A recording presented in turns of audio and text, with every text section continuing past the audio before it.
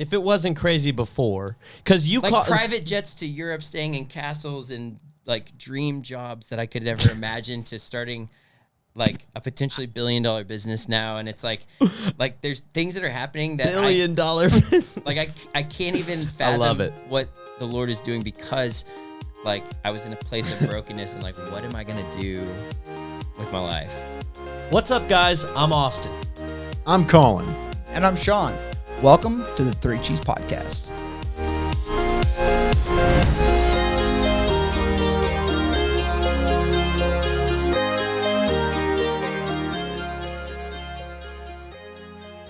What's up, guys? Welcome to the Three Cheese Podcast. We're taking a deep dive with entrepreneurs into the bold and risky leaps of faith that were pivotal on their journeys to where they are today. Today's guest is Spencer Combs, a dad, husband, and serial entrepreneur that's monetized his creativity with more successful adventures than you can count. Here's a list of a few. Professional snowboarding at age 17. Being named one of the top 10 destination wedding photographers in the world. Releasing several successful music albums under a secret identity. And starting several other companies, including 2 merch businesses, a tech business, a table business, and now he's working on his biggest one yet. In this episode, we'll talk about the importance of recognizing closed doors, how stepping down may be the best way for you to move forward, and how being self-aware can lead to great benefits for yourself and the people around you. Please rate, review, and subscribe, and enjoy this week's episode of the Three Cheese Podcast. All right, so Spencer, let's start out. Tell us a little bit, who are you, and kind of give us a basic description for maybe some of the businesses you've been involved with along the way. Yeah, I mean, first and foremost, I'm a husband and a dad of almost 3, which is my favorite part of my life. My parents actually say it's funny because people ask what I do and they don't ever know what to say. Right. Which I'm sure you guys feel the same way. Yes. We talk about it daily. Maybe we could start an emotional support group for exactly. that. I'm not 100% sure. Yeah. I just say I'm a creative, and Right. that encompasses like entrepreneurism plus any of like creative arts. But they all, to me, like creativity and entrepreneurship are the same things. It's just the way you use them, and they all, in my world, they go together because I monetize on creativity in multiple facets. Which I think is honestly the dream of 90% of people in Nashville or across the nation, right? How do you take the passion inside of you and monetize it so that you can sustain that livelihood? Oh my gosh. So it started in what, photography for you? Give me like, when did it start? or did it go back to a kid? Like, yeah, I mean, I think, it went back to when I was maybe 17 and I wanted to snowboard. I was a snowboarder full time, and I was like, how do I pay full time? That's what I did. I was a sponsored snowboarder. Like what? What? Like what? See? A man of many secrets. Oh my goodness. Are we talking like X Games? No. Yeah, I wanted to work my way up to that. I would do competitions and stuff, and I was like, I wanted to move to Breckenridge. I rode for a handful, like all these different companies, right? And my local snowboard shop, and that's awesome. I was kind of a so awesome. Like really semi whatever the lower totem pole is. Right. I'm not a. But you made a living snowboarding. Well, to a degree. Yeah, I mean, I would compete. I would get free everything. It wasn't like make a living. Yeah. You don't really make a living. And a 17-year-old kid, like that's like no dream. It's like, oh my god, this is it. You're getting tossed like $10,000 worth of gear a year. You're like, this is insane. Yeah, like, that's all that matters at that point. And I was like, how do I move to Breckenridge? How do I take this to the next level? And so my church youth group, so my mom taught me how to crochet. So I started crocheting some beanies because at that point, beanies were like a thing. Yeah. I was like, man, like I should sell some of these because people kept asking. So I would sell them for like $30, $40 a hat. Nice. And I would then all of a sudden, like I got all my guy friends and I was like, hey, we could do this. I will, I'll give you money if you want to crochet and you don't have to go get a job and we can just snowboard. And so all of us dudes would sit around like a fire and crochet. What? And then and then my mom started crocheting full time. She's like, I love that you're doing this. And so I would pay her for material, and she's like, just pay for the material, and I just want to crochet. Me and my girlfriends, like, or so you recruited your mom. And she wanted to. She like wanted to see her son succeed, and so Was there a name of the brand? There was nothing. 5 crochet dudes or dude, I literally dudes? would just like, I had a plastic bag, and I would throw the hats in there, and like ski schools would buy them, and like. But like how? Because of who you were, and you walked in and said, "Hey, well, I was a crocheted snowboard instructor at one point, so I would go in Nice. there and I was like, "Hey, like this would be a fun memory for the kids to have." Like, and so I kind of, I hit that, and I was like, there was no like I didn't know what I was doing. I was just like Hilarious. I was trying to just live. Yeah, Like, no LLC behind this one. I think there was at that point, all right. but it was like we didn't sell much, so Right. it wasn't Right. like some successful brand. It was more just like, how do I pay to go out to Breckenridge? Like, what do I need to save up to do that? All the other Right. snowboarders are out like partying, and you're sitting around a campfire crocheting. Exactly. It's Bros. what an example to set for all the other Yeah, for and the skaters and the people out there. Yeah, That's it awesome. wasn't some like huge thing, but it set a tone for me of like, that's oh, awesome. I like this. Like, Yeah. Right. like people would buy something I want, like, Right. I'm gonna That do you this. created. So you That I got created, That's great. yeah. So you got that first feeling, the transactions coming in, the money Yeah. being exchanged. Okay, so do you go to Breckenridge? What happens? So I go to Breckenridge. You do. You made it. I made it. But with crocheting beanies. Exactly. Amazing. Wow. That's Nice. your first success. Dude, it felt like a success. That is a I lived success. above an auto body shop with a friend next to a Target in Dillon Valley, and it was. Wow. I remember being like, "This is It- so sick," and I didn't have a job except slinging some beanies. Okay, so you're in Breckenridge. Yeah. What happens from there? I'm there for a handful of months, and before I moved there, I tore my ACL, and I was like, I'm gonna go anyways. I'm just gonna like put a brace on and keep going. And so I snowboarded full time with a torn ACL, like doing the competitions out there. Yeah, I think I was 18 at this point, and I moved out there, and I was only out there for a little while, and I was like, I think it's time Yeah. to move back. And I was so frustrated. I was like, Right. oh, I don't know what I'm gonna do with my life. So I like moved back, and then I was like, I think I'll move to Nashville and try Belmont and just see what happens there. What did you major in? Or? I did music business for a semester, met my wife and my current business partners, and then I was like, I don't want to be in the music industry, so I'm gonna peace out. That's what I did. I did music business at Are you Belmont for serious? one semester, and I was like, yeah, I'm not feeling that.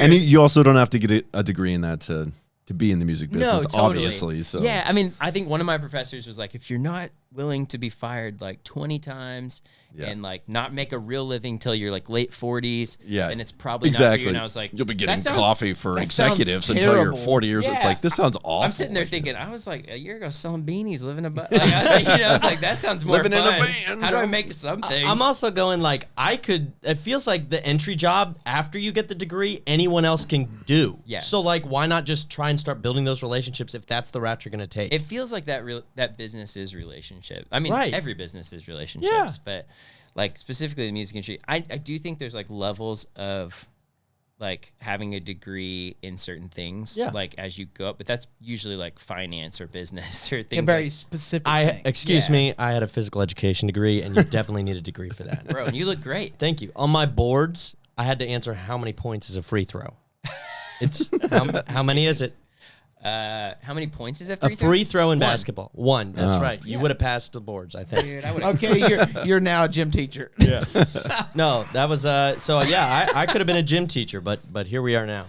So Yeah. all right, so you went to Belmont, you try your hand, but you only go for a semester or you finish out? I go You for a semester. I finished physical therapy, meet my wife, meet a bunch of awesome people, and I was like, I'm gonna move back. And I no was like, degree or degree? no degree at that point. And so I moved back to Minnesota, and I was like, I'm gonna move back to Colorado and snowboard because now I finished my physical therapy. I was like, I want to be a part of the community out there. I want to like do this. I love it in the mountains. You're And done so- with school. It's like I'm out. I don't know. I was just taking a break. My parents wanted me to finish, but I was like, I'm gonna go back out there. So I get out there with some friends. First day, first run, first jump, and I tear my ACL. Oh, Oh my my. goodness. Yeah, and I'm laying in the snow, and I'm like hitting my hands on the ground. I'm like, what am I doing with my life? I was like, Because you had this moment before you're laying in the snow. You're like, yep, this has got to change.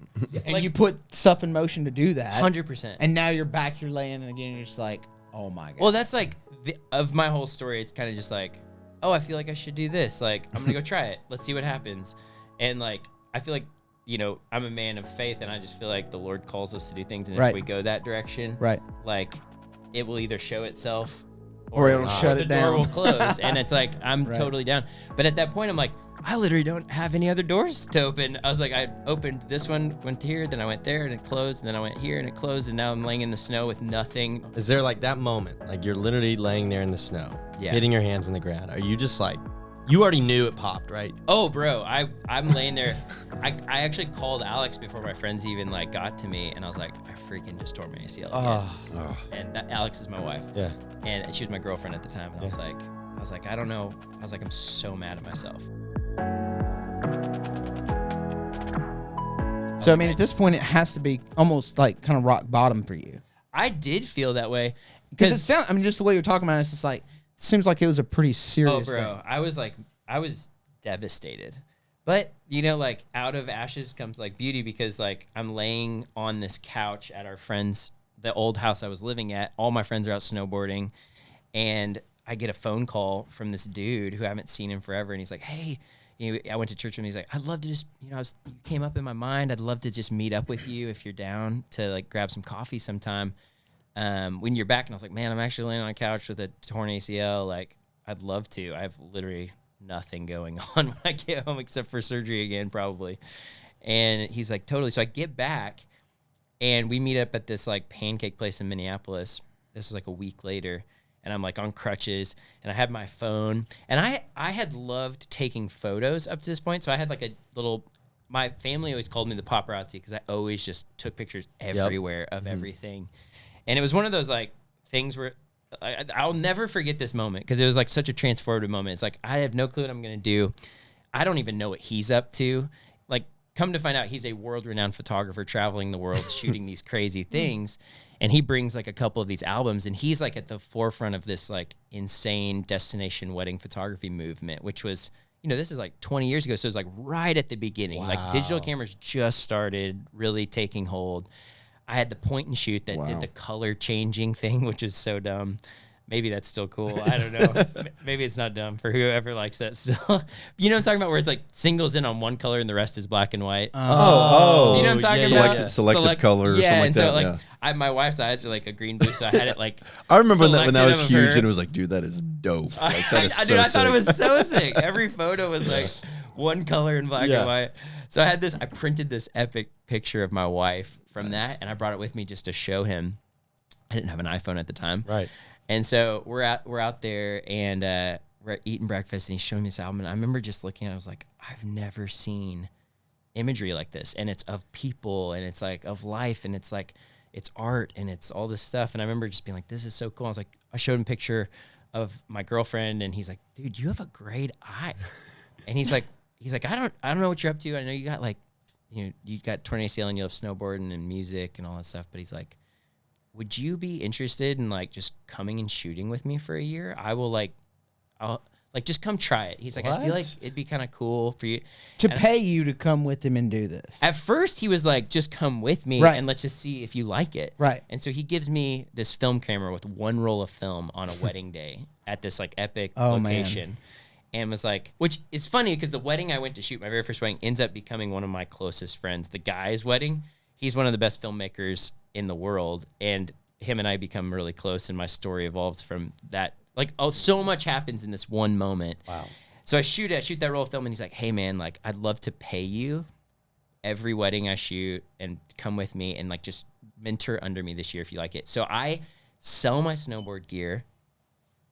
Anything I can do to get as much camera equipment as I can get in the digital world. My parents bought me 7200 lens because they knew I needed it. Yeah. And I bought all this other stuff. Love that lens. Did you get the 5D Mark II? Well, at that time, it was the Mark I. Very first. Wow, all right. No, it was even before that. It was like just a 5D. It wasn't even the 5D. It didn't shoot video yet. It was the very first. It was one of the. I don't even remember which one it was. It don't matter. It doesn't matter. It don't matter. All it did is shoot pictures. It didn't shoot video. Because when the 5D came out, I remember our whole world was like, my gosh. Yeah. So I got all that stuff, and I started shooting with him. And by the end of that year, and I think I'm 20 at this point, I think I had like, he wanted me to keep shooting with him. But like, because I was shooting and he let me shoot like a couple little friends' weddings on the side because I kind of started getting good because we shot like 70 weddings that year. Wow. He's like, I ended up booking like 55 of my own weddings. Wow. And I was like, in addition to that, like for the next year for me. Right. And so he was like, I'd love for you to keep shooting with me. And I was like, oh man, like, I think I have to take my own I need to step on my own. So out of the first year, you're like, okay, I love this. Because I was like, I love people. Right. And that's a common theme that I'm seeing throughout this entire thing is like your connection with people is extremely important. And I, you know, we've had a lot of moments where we talk about like the full circle and like how things come back full circle, but you don't know it in the moment. And those people come back in life at some point. Yeah. Most of the people you come into contact with. And it's like, it's really amazing to see what happens, especially when you leave impact on those people and you know, you connect with them and, you know, years later, it's just like, you're like, that's why. Yeah. That's why. 100%. But that's awesome. So you so good. You go out on your own. You have 55 weddings. You start Spencer Combs Photography. And I'm doing night school college. Okay. What year, like what age are you? I was 20 at that time. You're 20 and you've booked 55 weddings on your own. Dude, it was crazy. I was like, I went from like literally like not sure what I'm going to do to like more income than I could ever imagine and like opportunity and like drive and passion and like. Did he figure out your pricing for you? He helped me figure that out. Which, because he mentored me. He was like, hey man, like, and that's just to me, like, I learned so much from him outside of just photography. I mean, he taught me everything. You know, I'd be laying on the ground. He's like, try this setting, you know, and I'd watch everything he does and how he interacted with people. And I was like, he's so good with people. Who's this guy? His name's Andrew Vick. Yeah. And he's out of Minneapolis. But I was like, man, like, I love how he cares for these people outside of just being a part of their wedding. And I was like, man, that's just so special. And we got to go so many. I was going to Jamaica with him and Mexico and California. You know, it's like I'm like experiencing the world in a way I didn't get to. And as a 20-year-old. As a 20-year-old. And like nowadays that's common, but like then destination weddings. Right. Like he was besides this other guy named David J, I feel like Andrew was like the pioneer. Wow. And I was like, man, like this is so cool. That's awesome. So you booked 55 destination weddings. They were in Minneapolis, but then some were here and there, which was really cool for me. That's awesome. And then it's like, as my career grew, it's like, you know, one of my goals was like, I was like, I want to win Minnesota Photographer of the Year.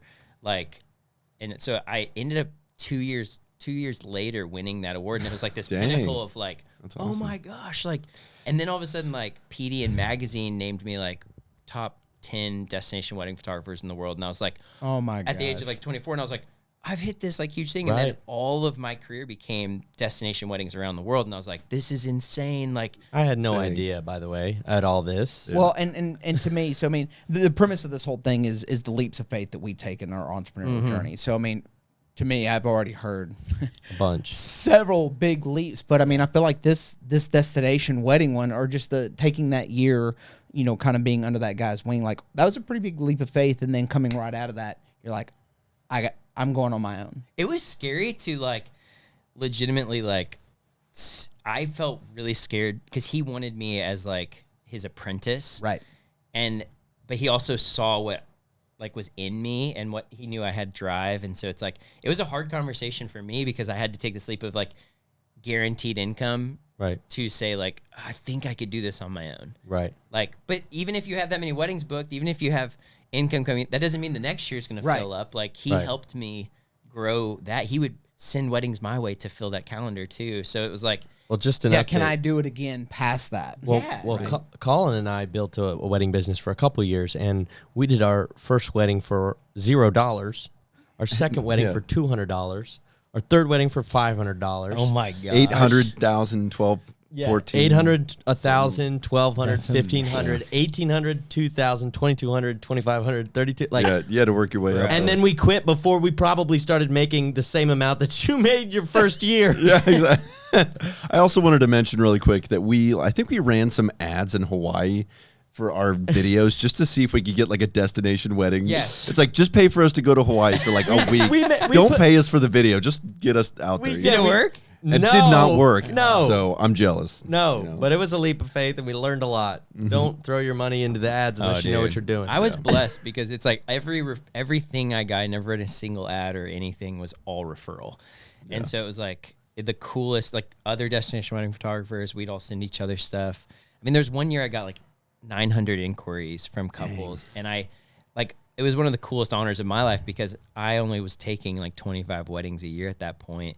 And I remember being like, here's all my friends. And Right. all of a sudden their calendars are getting full and everybody's like, It's just everybody's completely rising up. overflowing. Well, Dude, okay. It's it's so amazing. cool. And people did that for me for years. And, Right. you know, I was like, man, that's one of the most beautiful little circles. That is- human connection. Bro. And to be like, this person's amazing. And you get to talk up another photographer, and it's not Right. competition. It's like, just watch everyone rise. Right. So do you feel like in the effort to look at like these leaps of faith or this journey, do you like, it sounds like to me this whole and I want you to answer this if it's not, but like this whole snowboarding, it was like, I am going to be a snowboarder. And then like you just kept getting crushed and crushed and crushed and crushed. What inspired you to take like a leap of faith outside of this dream that you had had? Unfortunately, I feel like God has to like bang my head against a wall for me to see sometimes the opportunity in front of me. Right. And so like I was just like, I will keep going until this door physically closes. Right. And that like me laying in the snow, like second whatever ACL tear right back at it, I was like, this is a very clear sign that I'm not supposed to be doing this. Like I can love snowboarding and it's still part of my life now, but it's not what I'm supposed to do. Right. And I look back and I'm like, man, like bless the broken road, right? Like Right. I was like, gosh, like Thank you, Rascal Flatts. dude, come on.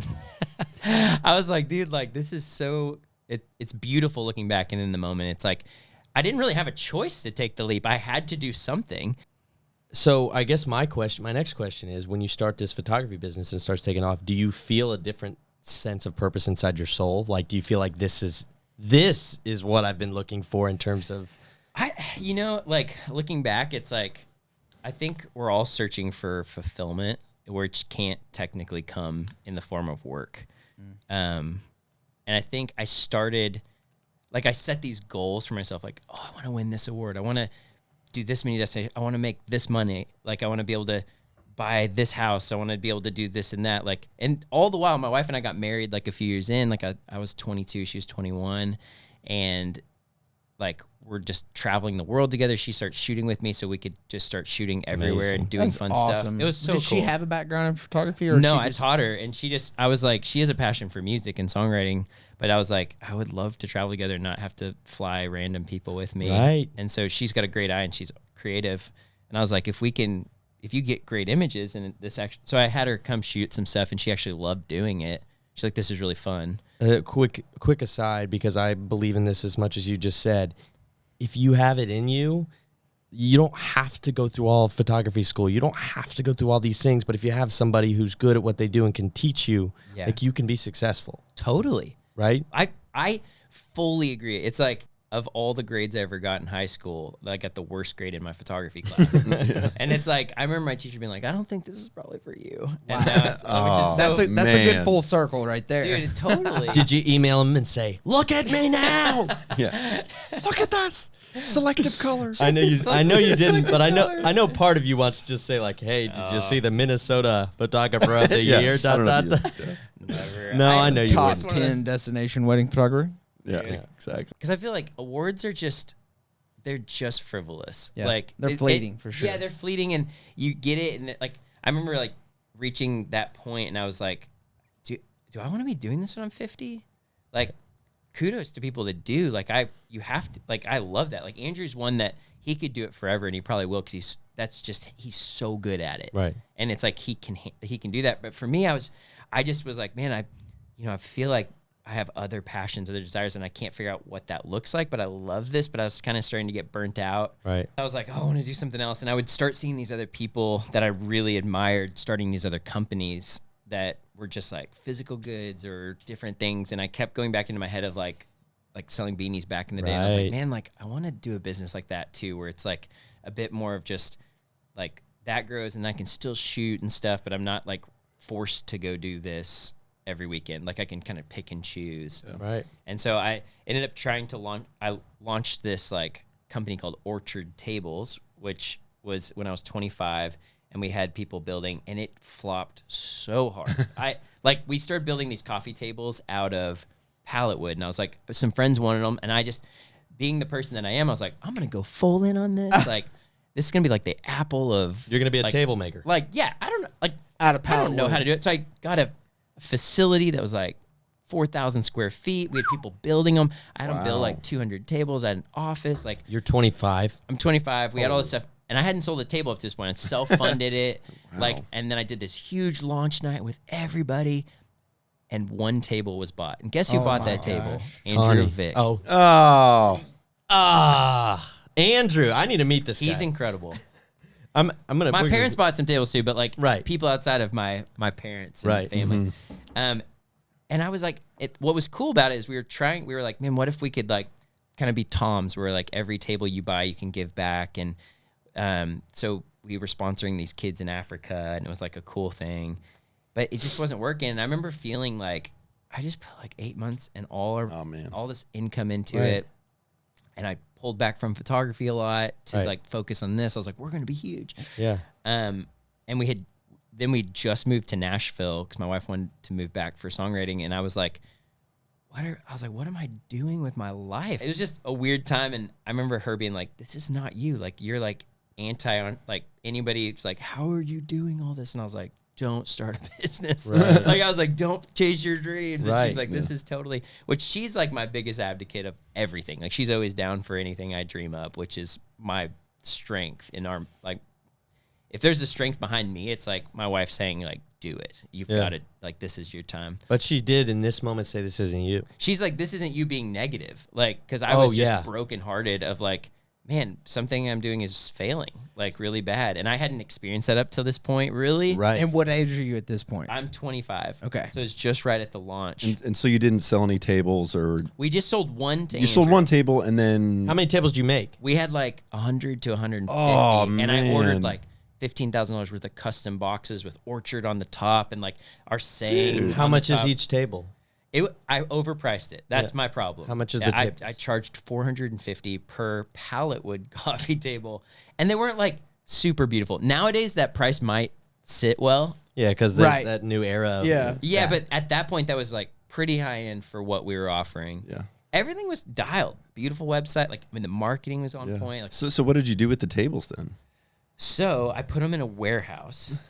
Wow. And I put them in there, and I said, I think I can restructure this whole thing. And so instead of doing pallet wood, I noticed barnwood was becoming a thing. So I found these builders that were in need of work, like carpenters, and they worked out of barnwood. And I was like, hey, let's build some like super sick dining room tables and make a really high-end barnwood dining room table. We made one, and I was like, I'm going to pay you for it as a contractor, and then I'll sell it, and we're just going to be the middleman. And so we became like this barnwood table maker. What's that called? Orchard tables? It was still orchard Okay. tables. We just got rid of the pallet wood and threw in Are the you barnwood. still wanting to give to Africa? Yeah. So All right. like it was cool. And so all of a sudden, like we partnered with Children's Cup. And so it was just so powerful to me because I was like, I want to impact these kids in Swaziland. Like, this would be so cool. And we sold that table. My parents bought the very first one, which was so sweet. Of course. But then all of a sudden we started selling some tables. And then the president of Caribou Coffee saw an article that was written about us in a business journal. And he was like, hey, this came on my desk, and we're interested in buying some tables for all of our remodels. And I was like, he's like, can you come meet with me? So I fly in. What? I meet with him, and he's like, let's do some stores. And so, Okay. Wait. So yeah, go back. so this what failure article? becomes, What business journal do we need Well, to get in? yeah. So Minneapolis Business Journal or something. Did you reach out to them, or they reach out They to reached you? out to us, and I thought it was a joke because I thought we were failing.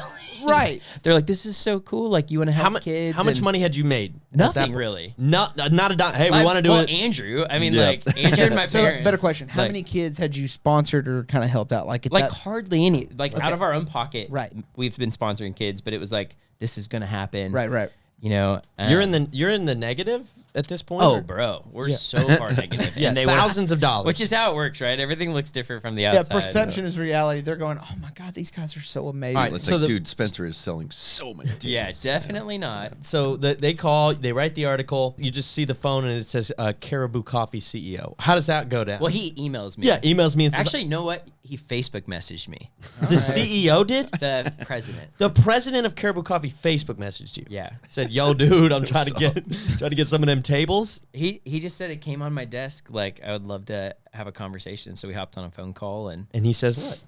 basically just like, I love the mission behind this, and we want the Did he- things we at our stores to have like a story. Did you see a table in person? No. What? Well, because our slogan is every table has a story, but no table has a greater story than this one. And so there's this idea of like, if people are sitting around a table, it's an orchard table, like that table actually can tell you its own story because it's feeding kids, it's changing lives. And like, what if that were the case anywhere you went? And so I was like, that'd be super cool, you know? Yeah. And so we met, it went good. We started selling those tables. We started getting orders. And then I had this like, Was that a cool moment to go into Caribou and see your tables in bro, there? so awesome. And they ordered How many? all custom designed ones. Within multiple stores? Yeah, we had a handful of stores. I think we made like, I forget how many stores, but we did a bunch. Like how many tables? We talking 100 tables? No, because we were doing the big community table for every store. Okay. Gotcha. That they were doing. I forget how many, and they still might be doing those tables with the people. Right. Oh, so is Orchard still going? I gave that company to a Swedish builder that was a pastor. That's a whole other story. Just gave it to him. Well, okay, so there's more things that happen. I could go on for like all these Give me stories. it in that's fair. 30 seconds. I'm gonna give you 30 seconds. Cliff So notes. I was like, I saw a need in the barnwood frames, picture frames, and so I contacted a company called White House Custom Color, and was like, hey, we're building barnwood picture frames. 2 days later, I flew in, met with their whole team, and they ended up doing a huge wholesale account with us for all picture frames. And so we ended up selling like tons and tons of picture frames. All this stuff was going on. I was like, man, we're doing caribous, we're doing picture frames. But at the same point, I was like, I literally am not passionate about building. Were you making money though? At that point, still no, because we were working our way backwards Right. from the negative. But we were trying to give to Children's Cup at the same time. Right. And so my wife and I were like, we need to go to Africa and meet these kids that were like helping out. And so we flew over with the founder of Children's Cup and like as this pastor's like retreat group. It was the wildest trip. I've never cried so much, laughed so much, seen so much, been chased down an alleyway with machetes. Oh my. Like saw lions in the wild, like crazy stories from that trip. But like it was the most impactful trip of my entire life. And I came back more motivated, but also realized like this business is not for me. Right. So this guy Morgan was an incredible guy, and the business wasn't like it was growing, but it wasn't crushing. And Right. one of my craftsmen was having like some major issues that I won't get into, but like personal issues. Yeah. And he was like our head of it, and it was just becoming a whole thing. And I was like, man, I feel like God's calling me to more. Like I kept feeling it in my spirit, and so I just kind of was like, Morgan wanted the company, and we kind of I think what we did is instead of handing over, kind of dissolved and just let the accounts go to him. Yep. Instead of just being like, here's this, like we kind of just shut the company down and then handed him all the accounts. So how do you, when you look back on Orchard Table, what do you view it as? Do you view it as? I viewed it as one of my biggest failures. You can turn things around. Like if it feels like the biggest failure you've ever had, like you can just like keep thinking and dreaming and pivoting. And like, I mean, the stories people I'm inspired by, it's like they just constantly pivoted until something worked. So And Orchard Table is still going today? not Orchard, it's under something else. So it's a different thing. And it but started the accounts are still going. Like Wow. he's still Right. selling the frames to these people. and it started out of a pallet wood Yeah. but it's business that failed, and you saw a need, like you just continued to like look at these and kind of reframe things until it kind of like succeeded. It was the most successful thing I've ever done because I learned more than anything I've ever done. right. Because I needed to know what it felt like to fail too. Yeah. Like that's so important. Every successful entrepreneur has to go through failure. How did you deal with that failure mentally? Oh, dude, that's where Alex was like, you need to pull yourself out of this. Like what? Give me. Was that before you went to Africa or out? That was before we went to Africa. When we came back, like everything was more clear. Like I need to shut this and hand off the accounts to him, and like there's bigger ways I can help these kids So like than this. I want to stay in this moment for a second, if you're willing to share, and I'll share first from our experience. Please. Like we've had many people come and say, you said it today. Y'all are crushing it, right? Like many people who just experience you from what you put out say, oh my gosh, if I could only have the job you have, or if I could only do what you're doing, gosh, I would, but what they don't see are the times where you are breaking down in your car, or you are like literally crying, or go through maybe a spell of depression or whatever it may be, because we've been through those things collectively. What was that like for you at your lowest point when you're like, gosh, I've failed? What is like, what did you feel deep down? I felt like I was laying in the snow again, like being like, what am I supposed to do with my life? I'm like, now I'm married. I just gave up a very successful career at the time to try something. And I'm like, what am I doing? Like, was I even supposed to do that? Like, was I not listening right? Was I not acting right? And it's like, people could see that as a success. And I honestly, like, I'd meet with people here in Nashville and they're like, let's get coffee. Like, I want to hear about how to start this and do that. And I'm like, that's when I was like, I don't know. Sometimes it just doesn't work out. Right. Like you might start this and like, you're going to waste all your money, time, and energy. And it's like, maybe just keep building on what you already have. You became the naysayer. Dude, honestly, and my wife, that's when my wife, reverting back, she was like, this is not you. And she's like, you need to figure it out. You need to pull yourself together and I need you back. And I was like, and I remember I still was shooting some weddings and I had a wedding in Phoenix and I was like, I'm just going to go, I'm going to shoot this one by myself and I'm going to just spend time praying and like figure out who I am and where I'm supposed to go. And I remember I was in my hotel room and I was like, what am I supposed to do with my life? And I got a message from this girl on Facebook.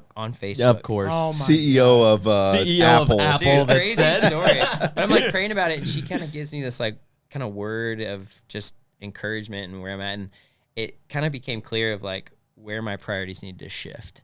And it was like I saw this in my mind, just this visual of a graph of like photography still needs to be your most important thing. And then, like, as far as work, family needs to be number one always. Yep. But work, like photography first, music needs to be second. And then if you do work and continue, it needs to be the smallest portion of your life. You just saw it. I saw it. You like, literally saw it. And so I drew it out in my journal. And I was like, that's what I'm supposed to do.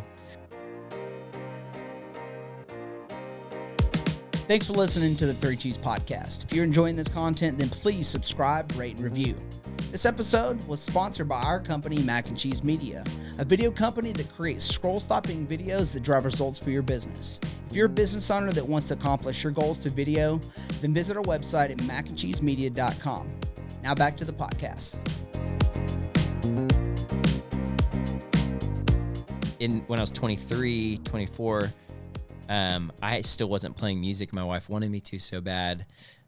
She knew I played in high school, but I quit. When I went to Belmont, I was like super discouraged, and I was like, I'm done with music forever. And I didn't pick up a guitar from 18 to 23. And then my wife, but she's an incredible singer, songwriter. Right. Our marriage counselor before we got married was like, you need to play music for her. That's going to like create a bond in you guys because it's her passion, but you won't share it. And I was like, nope. Like the only fights we ever got in big time at the beginning of our relationship and marriage were about music. Play me a song. Dude, because I mean, honestly, I was like, it was weird. I had some weird fear about it. Right. And so I just kind of felt like I was supposed to like write her a song. And so one day I was editing a wedding and I stopped and I was like, I picked up the guitar for the first time in forever and wrote her this song in like 30 minutes. And I was like, that felt so freeing. I was like, maybe I should just go upstairs and play it for her. But our anniversary was coming in like 2 months. So I called her producer and one of her like band members and I was like, I'm going to send you something. I need you to just be honest with me. Is this good enough to send her? Because she's an amazing songwriter. Right. And which is weird to send him first. Right. Something that she hasn't heard. But I was like, if it's worth, he was like, dude, this is amazing. You should record it at the studio and then give it to her as like a CD. Right. So then we like go record it. And then as we're at the studio with the whole band, the band's like, guys, we should play this live for her. And I was like, oh my gosh, I'm terrified. And then Celine Dion Facebook messaged you. That's amazing, dude. I've never like tied Facebook messages to all this. There are some interesting. So I literally rent out like our church venue, sound and lighting guy, get the whole band. I blindfold her. I take her in to the church. I set her down and I play her this song. And becomes like this huge pivotal moment for us. And we write this record together.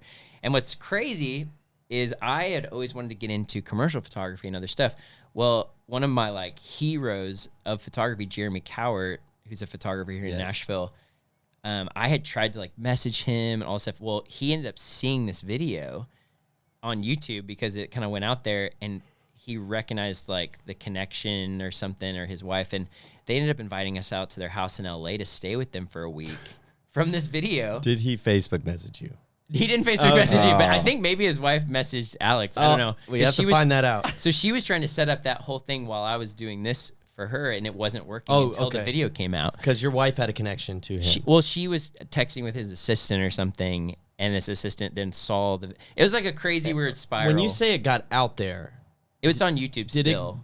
It had like, I don't know how many views, like 50,000 views. Okay, like so yeah, like it got like more than just like, it got a little bit like, this is so cute, like randos. Yeah, it wasn't like a million things. It was but it was like enough that like everybody in your circles was sharing it. Yeah, I was like, oh my gosh, this is crazy, which was terrifying to like release music like that. Right. Yeah, you went from I'm never gonna play the guitar to picking up the guitar, then recording it, then getting a venue, then it going out on YouTube to 50,000 people. Yeah. In like.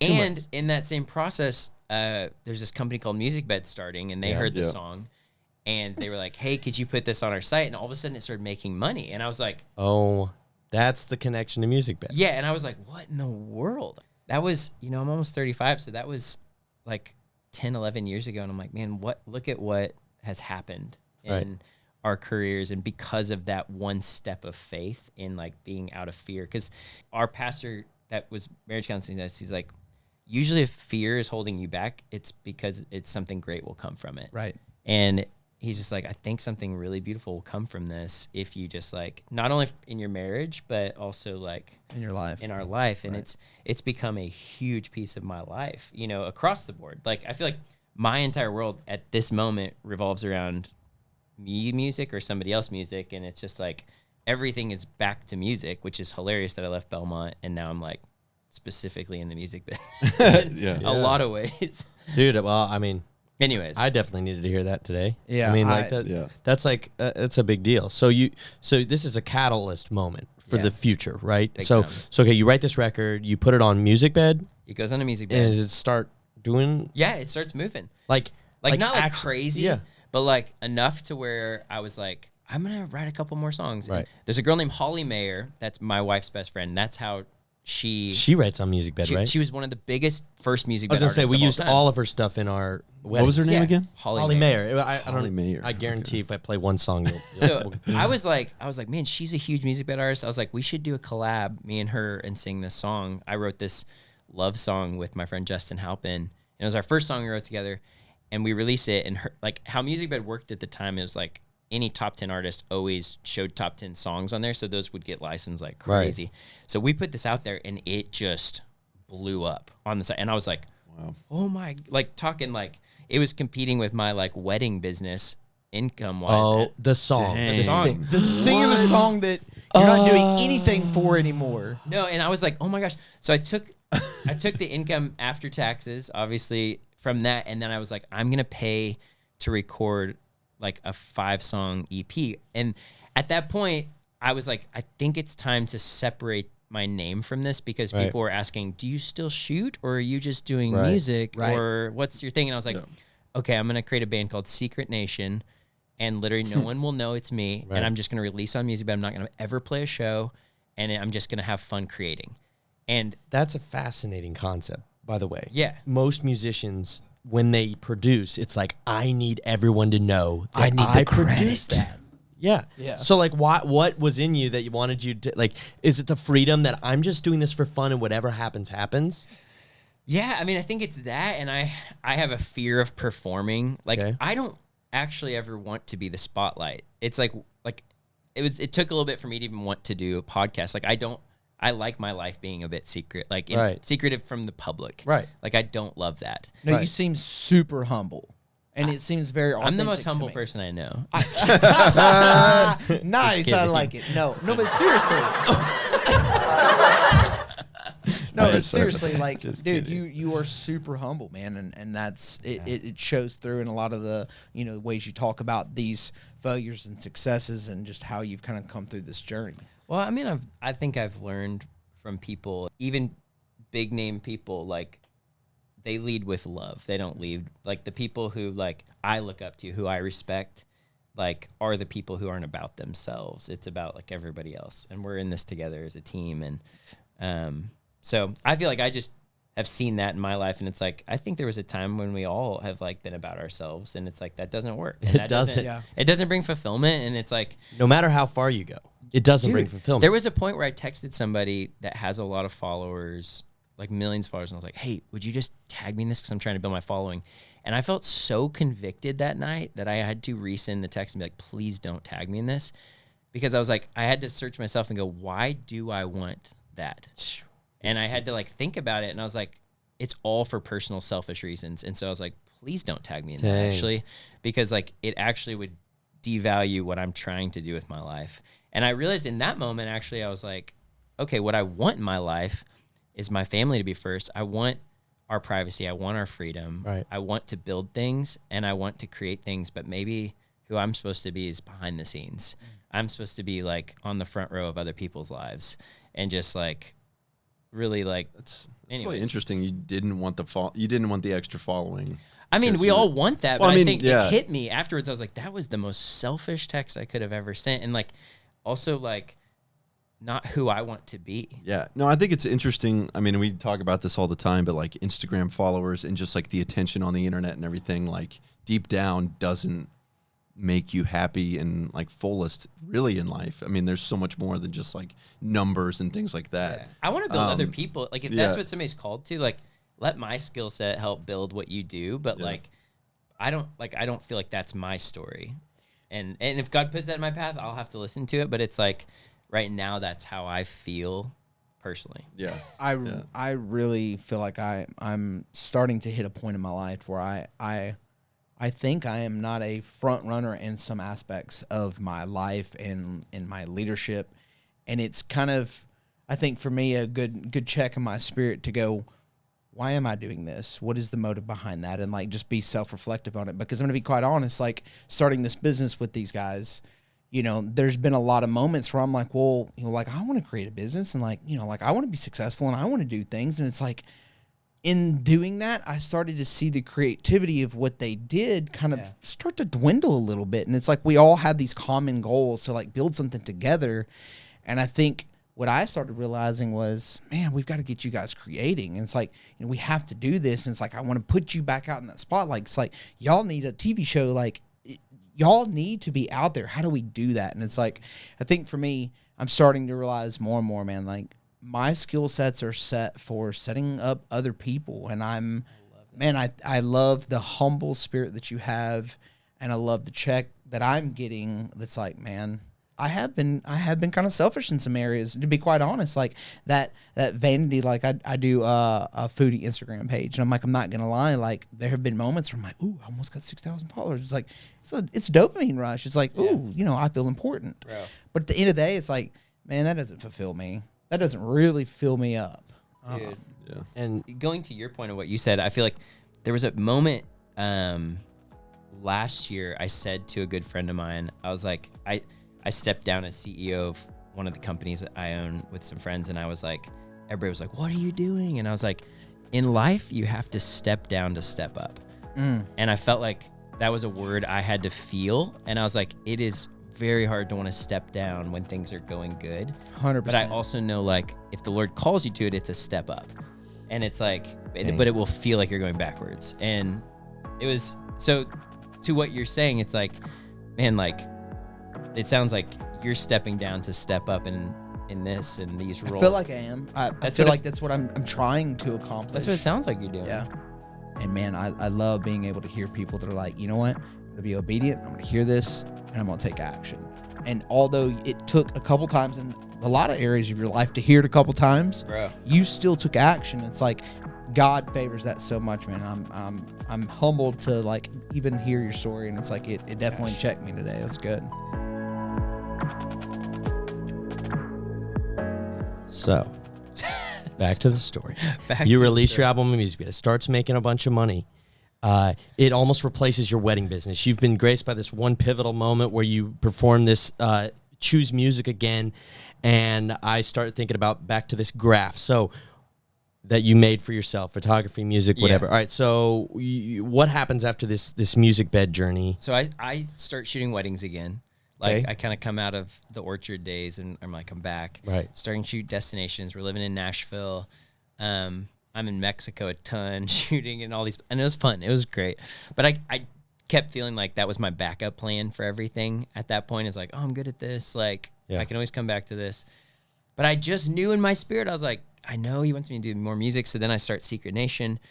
I do it with the most insane two guys. My friend Justin was like, you've got to do it with Conrad Snyder and Ian Fitchek, which Ian Fitchek just produced the Casey Musgraves record and all those. Like, he's Nice. now like the guy. But at that time, he was like still building up. He's like, I mean, working with him one time, I was like, this is the most talented freaking dude ever. Yeah. Right. So he did my first two records, those two guys, and they took them into a place that I could have never imagined, and they just really started catching in a way that I couldn't have imagined, getting attention from record labels, and like I had a call with Capitol Records, I had a call with all these things, but that's not what I want, either. And so I was like, I was struggling to figure out where it all fit and what I was supposed to be doing. And at that same exact time, so now I'm like, I was 29. So all that stuff was happening for a few years. We that's my gutted and age. remodeled the house at that point over by Music Row, and doing it was really fun. I wanted to experience something like that, which is a very hard thing to do, like gutting a house yourself. And Right. so I was like in the midst of that, making another record, and I had like Airbnb was just becoming a thing, and I had this like epiphany of, I was like sitting at my computer, and I got a couple inquiry with me. And then I was like trying to find what dates I was available. And I was like, and we had an Airbnb running upstairs at our house. And I was like, why is there not like Airbnb for the wedding industry that just shows available photographers on dates? I was like, that just seems so silly that doesn't exist. I was like, if I can't find a videographer, what if I typed in a city and a date and it showed me all available? So now I'm not having to go between like 10 lines of communication. So I pitched it to my buddy Jeb, who I met when I went to Belmont. Okay. He lived down the hall from me. He owned this vans for bands business that like they rented Sprinter vans out to the bands that needed them. And I was like, he's like, dude, we should totally do this. He had another idea, but we had been riffing on ideas for a while, but like something in the tech world or something.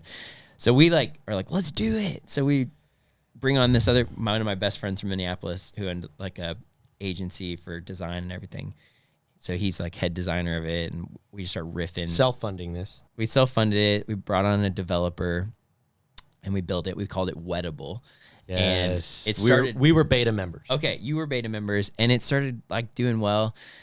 But we noticed like that we took on some funding from friends and family. We started growing it. We were about to be on Shark Tank. It was like this whole thing. Whoa. But there was just like so much to it. And then we noticed that like Wedding Wire launched something similar, and we just weren't getting the traction we needed. But more importantly, I couldn't figure out how we get the value to the users.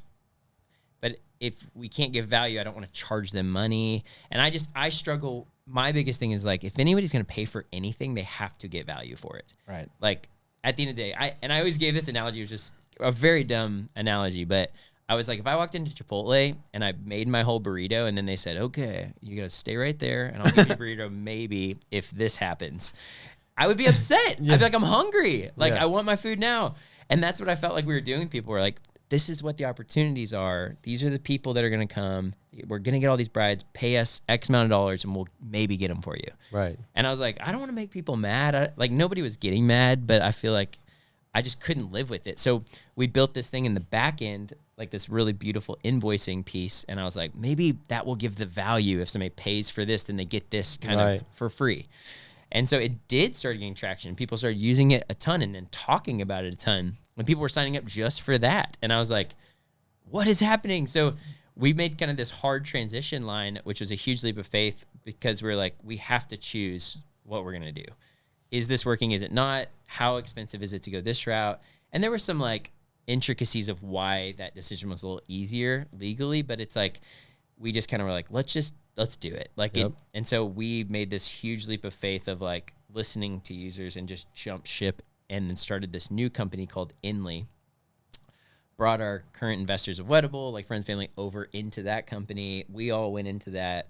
We kind of left our developer behind, that he went and did his own thing, and we just kind of built it in-house and then just started growing it over the past handful of years. And it's been so cool to see that company grow. Like we've been doing it for 3 years now, and it's like been so fun. It's awesome. And it's been awesome to see the updates here recently. Yeah, it's like you're killing it. Yeah, well, we started as just basic invoicing, and then we were like, what if we did this? What if we did that? And then users were like, we need this, contracts, we need proposals, we need forms. So we started building out this entire suite around it. And, with thousands and thousands of users using it, we were like, this is like so cool. Like people are actually getting, like, it's helping their business. Like they're loving it. And so that's been like so cool. But middle of last year, I kind of hit like a little bit. One of my close friends, Jeremy Coward, actually was like, dude, I just feel like you're going to get burnt out from this. Like you're not, like your passion is not invoicing and contracts. Right. He's like, I just feel like you're made for so much, but like that's not going to sustain you for a long time. Yeah.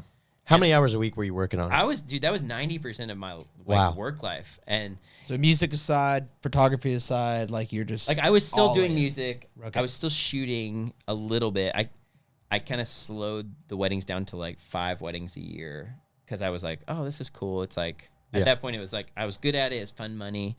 And it's easy. It's on a weekend. I can like jump out. But I wasn't paying myself really from Inly like the past 3 years. So it was like I'm working 90% of my time on something that I'm not paying myself in. Right. And I was like, because I was like, we'll pay ourselves later. Right. But that can only last for so long. Right. And then you're like, I need to make real money. Like, and it's at that point we have a team, and I'm like, well, I'm not going to take away from their, I don't want to take away from anybody else's income. So like, I'll just have to take other work and figure out what I want to do. Cause I was like, I also was starting to get this burnout feeling of like, I'm still a founder, but like, what else am I supposed, like, is this what I'm supposed to do? And that's when that moment of like, I felt like the Lord was saying like, I need you to step down because I'm going to step you up in something. And like, it was a little bit easier of a decision because I was tired, but I also was like, it's a hard decision. Cause I'm like, the scalability of this is so big and it's already growing. Like, I was like, what are we going to do? And dude, like the things that happened during that season are the craziest, wildest things that what I can say. The craziest, wildest things that you can't speak about right now because you've signed a bunch of NDAs. You got a Facebook message from the CEO. From God. I met a person on a walk, one of the most influential people in the world, on a walk with my wife, and it was the coolest change, like trajectory. And I still worked on Inly and stuff, but then, but it was just from a walk.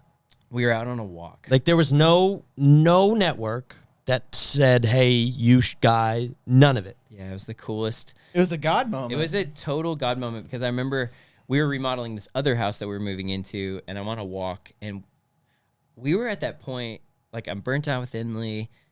Like I didn't know what we were going to do. Like I wasn't shooting much. Like I shot one little tour thing for an artist. You were in a kind of a lull. I was in a lull, and we were running out of money from this remodel. And I remember like I made this video on my phone, and I remember being like, I'm going to make this for my kids because we had just had our first. And I was like, one day our kids are going to need to see this moment. And I was like, I'm like 33, whatever at the time. And I'm like, or 32. And I was like, we have like $600 in our bank account. I just spent all of our money on this remodel and thinking that my work was going to continue because it was like an 8-month process and it just kept being more expensive. And I don't have any work lined up. And I kind of I'm like not really working like this. Like it was just the weirdest time, but I was like, I feel hopeful. I was like, I feel like something big is on the horizon. Like things are going to happen. And I was like, but I also felt in my spirit, like the Lord was like, I need you to do a few things before I can like bless you. and I had to like figure those things out. I'm laughing because we've been. I'm like literally about to freaking cry. Yeah. And I cried on that video, and I was like, I just think this is a moment of saying like, you just gotta like listen and be ready, but I also need you to do this for me and this for me before I will like bless you going forward. And it was like, I mean, what I can say is from that video forward, and my truck died. Like, it was like I had a truck, like we were down to one car, one kid. At the time, we had another on the way in 4 months. Yeah. And I was like, we've got this house, but we can't afford anything in it because I just spent all of the things. So we had beds on floors. Like, I was like, this is so weird. I was like, what a weird season. And it was like the next week I got a call, and somebody like, my grandpa wanted to bless us with his car. He didn't even know our like truck died, I don't think. And literally like gave us his car, like the floodgates started opening. If it wasn't crazy before, because you like private jets to Europe, staying in castles, and like dream jobs that I could never imagine, to starting like a potentially $1 billion business now. And it's like there's things that are happening that $1 billion business. Like I can't even fathom I love it. What the Lord is doing, because like I was in a place of brokenness and like, what am I going to do with my life? Like, let me ask you a question. You're in that moment. What is the relationship? How are you and Alex? Like, how is that? Dude, at that time, I feel like, you know, we were in a really good spot. Like, because we both felt so hopeful. Like, I feel like it was weird. We both were like talking to each other, and we're like, it doesn't make any sense that we would feel this way, but like, you know, like it doesn't make any logical sense on paper. On paper, it makes zero sense. We're like, how are we going to make it next month? Yeah. And probably like, to the external world, they're like, they're remodeling a house, they have this business. Yeah, that. they're like, killing it. Exactly. Yeah, like everybody in the world's probably thinking, wow, they're dominating with the combs, baby. Dude, that was during that time. And it's wild. Yeah. And it's like, you know, I'm sitting there like, how... Can I ask you a question? Yeah. Did you feel like almost kind of like a hypocrite? Like you're showing this stuff out? Like for me, like in moments when life is going bad, I feel like I try to project everything is going, but on the inside, I'm like, man, I feel really bad because this isn't what I really feel like. I don't know if I like project it. I think people assume when you're just happy and joyful that everything is going great. Yeah, I did today. Yeah. Right, I said that. I feel. I was like, Spencer's always happy, and it's like, yeah, that's not. I know that's not true. I don't know why I said that. But in front I feel it. Right. Like, and I do feel joyful and happy. I feel like that was the gift. I feel like the joy of the Lord is our strength, and I feel like I've like settled in on like that is a call on my life. Is like, not that I'm going to fake it. Like I'm truly like, it's hard for my wife because she gets a lot of people actually saying like, is Spencer really this joyful? Like, does he?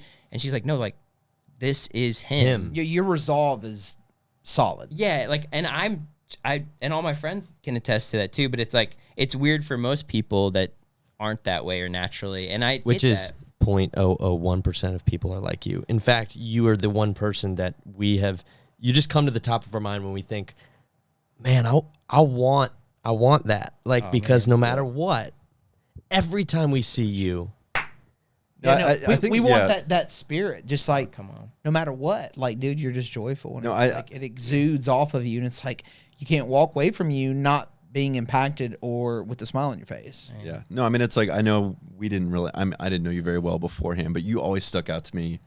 Like, you were one of the first people ever that came to my mind, like, when we thought, like, who do we want on the podcast? Like, who is somebody that inspires us? And honestly, like, you just stick it. I don't know, like, a whole lot of people like that where you're like, that is somebody that is just so joyful. He's making an impact. And is just making a huge impact on the world. It's amazing. Because I think what's really cool is that of all the amazing stories and businesses and things that you've built, I would vouch to say that your biggest business is the consistency of being joyful in people's lives. Dude, come on. That's about the Lord's business right there. That is the Lord's business. Yeah. And I've told a lot of people, I was like, I'm not the most talented. Like, I can't go do this business. I can't do any of these business. Like, everything I've done, like, every business is surrounded by the best of the best in each of the things. Right. The things I failed at, I wasn't surrounded by the best. Right. Like, I tried to do it myself. Orchard, I tried to do myself. This, I tried to do myself. Music, the best producers, the best musicians. Each record has the best people. Like, I have like the best team.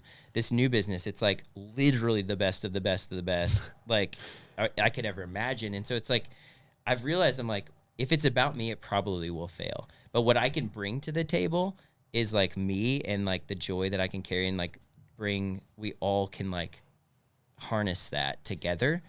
And it's like, and I do feel that, and I feel like that's my call. Like I'll be sitting on a bus with somebody and it's like, they will say that same thing. And I'm like, that's so weird that like I'm bringing that to you. I was like, I don't feel like that's a weird thing for me, but you know, like there are people who hate that about me, you know, and that's hard for me because they don't understand it or think it's fake. And I'm just like, and that's always been a hard thing for me, but I'm like, but that also is like, that's whoa. Like what they say it to your face, they just tell somebody and you hear about it. Yeah. There's some people, like just a couple people, and that impacts me a lot. And I'm like, man, like, I don't know what to say in those situations, you know, except talk to my wife and my friends and be like, am I missing, you know, am I missing something about myself? Like, they're like, no, like you can't, like you gotta brush off people's. So like, the only way that you're going to be able to deal with that is, well, first of all, you're not going to be able to control that people are going to misread you, right? They're going to be, because of their own insecurities, they're going to misread you.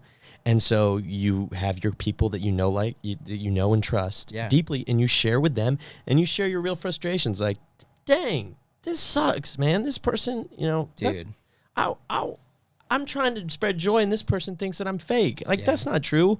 You're never going to like. I mean, you could, if you want to grow deeper with them, have coffee with them, but it's like, you don't need to worry about growing deeper with them. You need to just keep spreading what you're doing to other people, man. Thanks, man. And what was I going to say? Oh, what I was going to say is, I think it's interesting that you're talking about how the success has come when you choose to surround yourself with people, because Colin and I have had a personality brand that we've, you know, been trying to get up.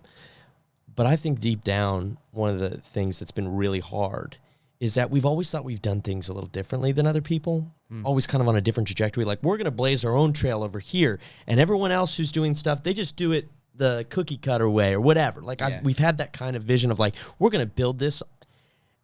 And I think we've been robbed by not opening our doors to any and everyone that is talented, that is trying. I don't care if I like what you're doing or not. You're doing something, and you probably have a lot to offer me. And I've found that as we've decided to open our doors, to open ourselves to like just bring as many people as we possibly can in here, what happens? That kid right there behind the switcher, his name's Carter. He's an amazing 19-year-old. He is an amazing 19-year-old. Yeah, nice. And the only reason he's here is because I put out a big post that said, we just want to meet a bunch of editors. Yeah. And so I think that God put one of the most talented 19-year-olds in our lives, and he's going to do something major. And like those things are, I think that our conversation with Austin Smith and now our conversation with you are one of the most radical and most life-giving things that we've done in our entire existence as a business.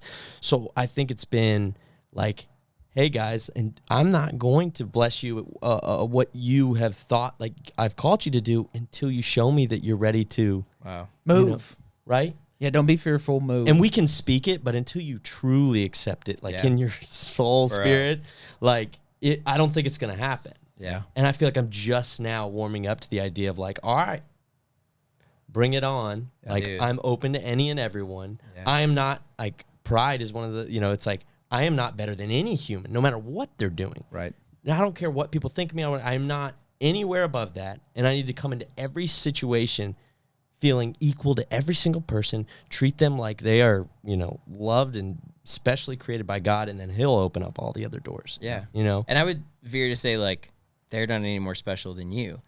Like, God has blessed them with their own abilities and talents, but understanding that you're both created by him. Right. And, like, I think that's my mindset is, like, no matter who I'm around, I'm like, man, like, I love and respect your giftings, but that doesn't make you, like, over me. Which is interesting because you work with people who are and I respect that, and I have respect for them. Right. But it's like, just because someone's abilities have taken them here doesn't mean they sit on a throne above me. Right. Like, God has given us both talents and abilities, and it's to help each other. Right. And it's to love each other and to grow each other and to give each other joy and blessing. And it's like, I feel like, you know, told my wife, I was like, I don't get starstruck because like I just am I'm passionate about these people's giftings. It's so cool to see what God's given people, but I understand where that gifting came from. And that's who I worship. Yeah. And how quickly that gifting can be taken away. Like in 2 seconds. I mean, and I think that's what's so cool is like, but humbling yourself and saying like they are treasured people and like serving them. Right. And that's the other thing is like, what can I do for them instead of ever like, what can they give me? Right. Like, and treating them like anybody. That's right. Like, what can I do for you? Right. Like, what can I do? Like anybody. Like, right. I think about the film scenario. You have your PAs and you have your directors and your talent. And it makes me cringe. I know there's like work stairs, but man, those PAs are just as valuable as that talent and that director and that producer. And it pains me. And I think that's part of the reason it's kind of been like to see somebody treat somebody differently on set just because they had to have their heart hardened because somebody treated them poorly in that industry. Well, that PA is probably going to be the next big director. Yeah. Exactly. And like at the same exact point, it's like you can, like, regardless of how you treat them, they may be that next big director, but how you treat them could nurture them into becoming the best version of that new director and big director. And it's like, there's two ways of looking at that, right? And it's like, because I've been on those sets and I'm like, man, like I was the nobody at times, you know, like I've jumped in on sets back in the day, like I was just trying to see what it was like. And then it's like, like being a director on sets last year that were big, I was like, this is so cool. Like I'm getting to do things I've always dreamed of doing with the best people I can imagine. And like, that's like a whole piece we didn't talk about, but it's like I always had a dream to do these big ads and music videos and stuff and got opportunities last year. And I was like I felt like the lowest man on the totem pole. You know, I would ask my DPs and be like, what? You know, afterwards I was like, okay, so can we sit down? Like, what did I do wrong? And he would be like, dude, I can't believe you're asking me that. And I was like, just tell me. I was like, you work with the biggest directors. Like, tell me everything I did wrong. I was like, what did I say wrong? What did I not do right? So fast forward real quick, you weren't ever shooting video, and then what happened? From my perspective, you said, because I look at your photos and I revered you as a photographer and we were doing video for 7 years, all of a sudden I see a red camera, Atlas lenses, and you producing commercials and then some of the biggest music videos.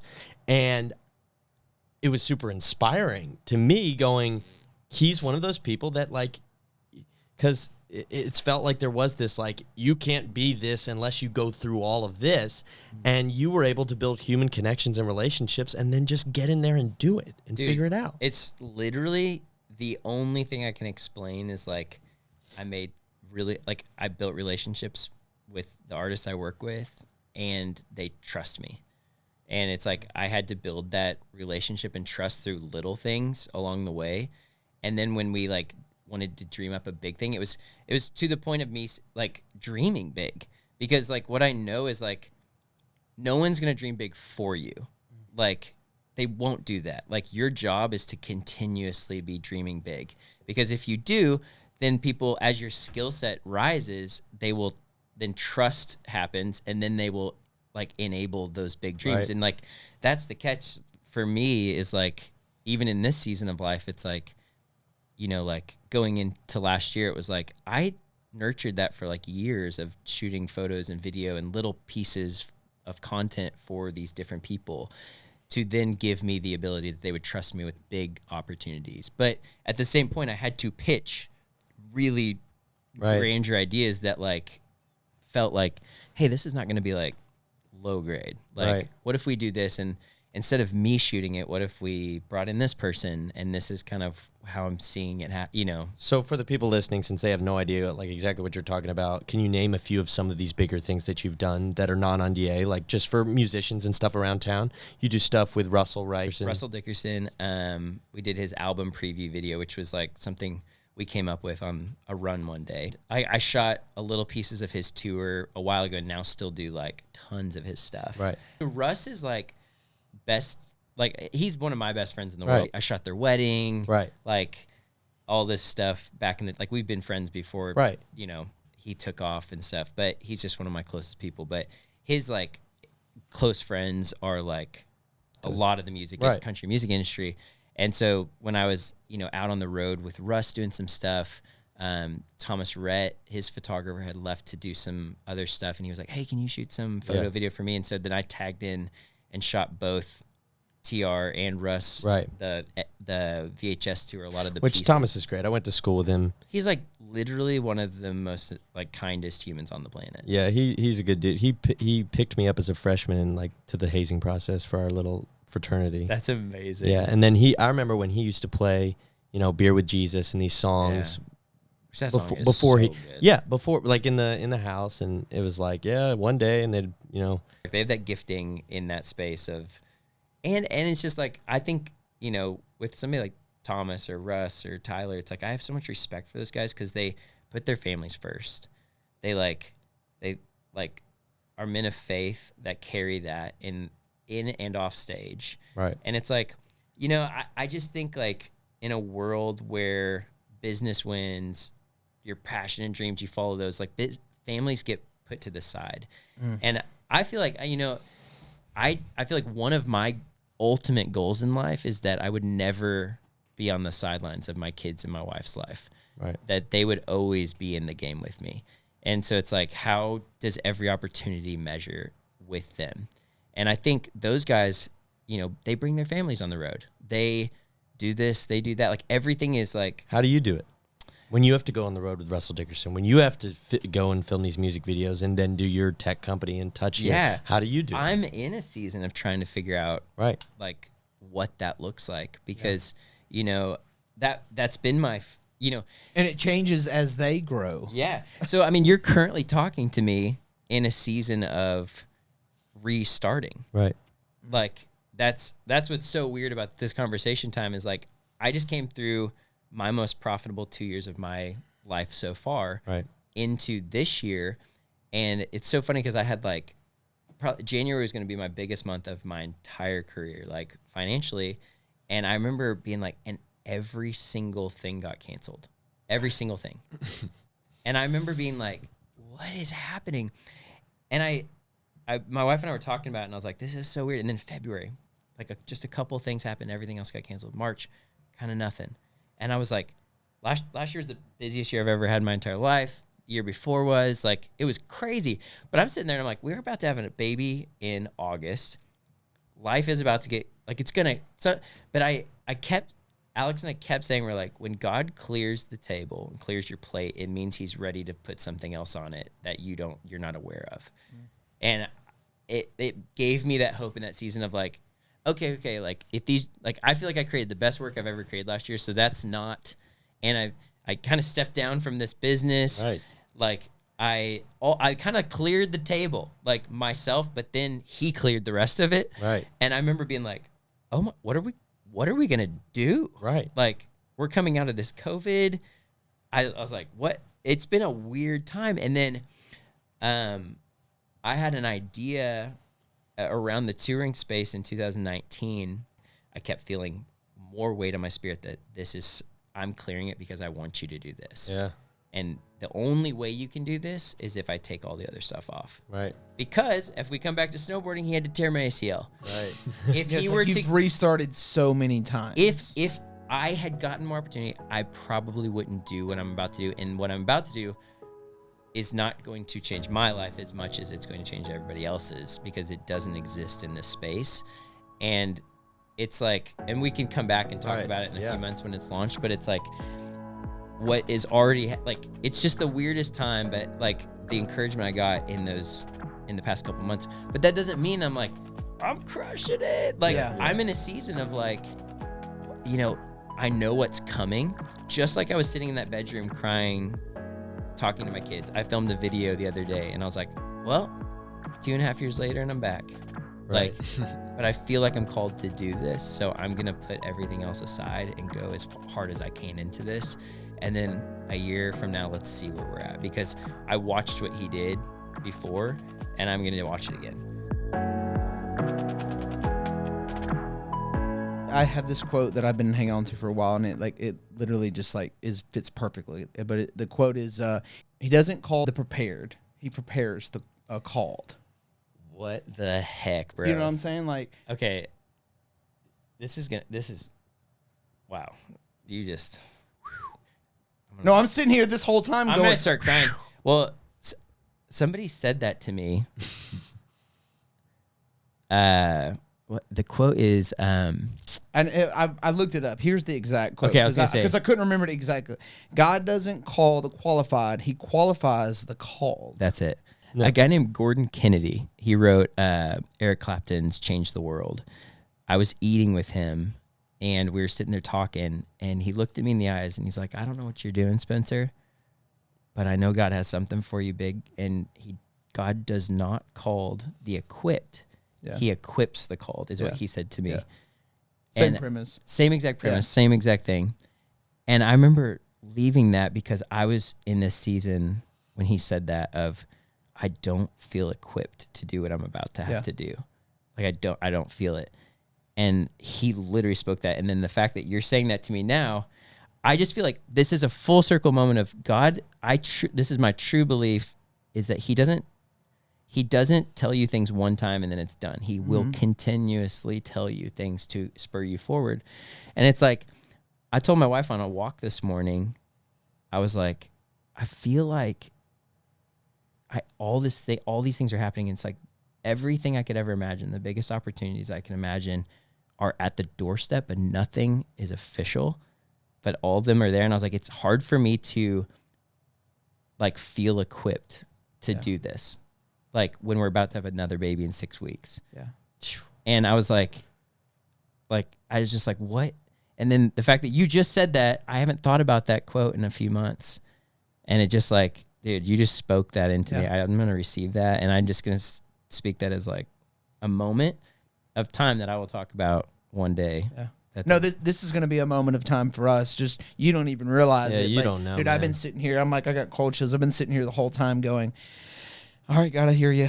Yeah. I hear you. Because you can't do it without him. Bro, we've been like, this season has been pretty tough for us, like, to be honest. We're in a restart season. Yeah, we're in a restart season, man.